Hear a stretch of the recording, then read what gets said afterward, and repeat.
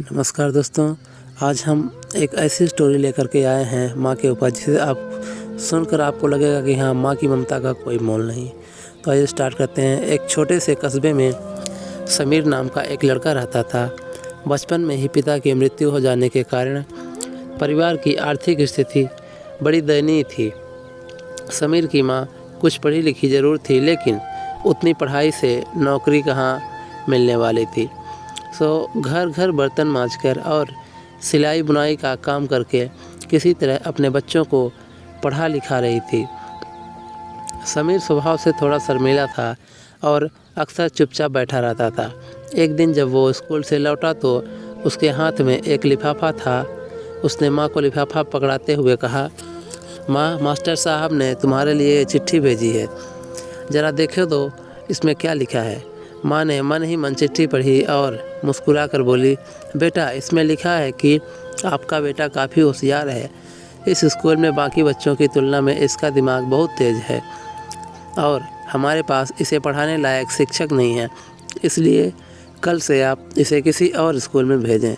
यह बात सुनकर समीर को स्कूल न जा सकने का दुख तो हुआ, पर साथ ही उसका मन आत्मविश्वास से भर गया कि वो कुछ खास है और उसकी बुद्धि तीव्र है। माँ ने उसका दाखिला एक अन्य स्कूल में करा दिया।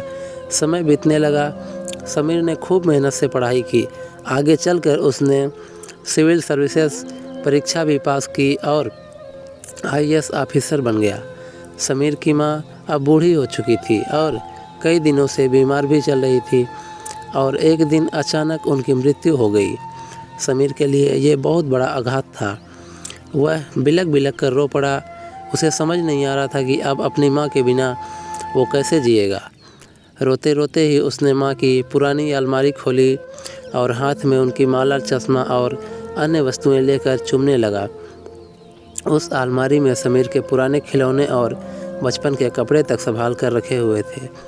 समीर एक एक कर सारी चीज़ें निकालने लगा और तभी उसकी नज़र एक पुरानी चिट्ठी पर पड़ी। दरअसल ये वही चिट्ठी थी जो मास्टर साहब ने उसे 18 साल पहले दी थी। नम आँखों से समीर उसे पढ़ने लगा। आदरणीय अभिभावक, आपको बताते हुए हमें अफसोस हो रहा है कि आपका बेटा समीर पढ़ाई में बेहद कमज़ोर है और खेलकूद में भी भाग नहीं लेता है।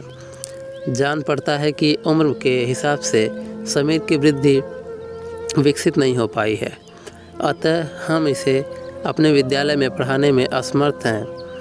आपसे निवेदन है कि समीर का दाखिला किसी मंदबुद्धि विद्यालय में करवाएं अथवा खुद घर पर रखकर इसे पढ़ाएं। सादर प्रिंसिपल। समीर जानता था कि भले अब उसकी माँ इस दुनिया में नहीं रही, पर वो जहाँ भी रही उनकी ममता, उनका आशीर्वाद सदा उस पर बना रहेगा। माँ से बढ़कर त्याग और तपस्या की मूर्त भला और कौन हो सकता है।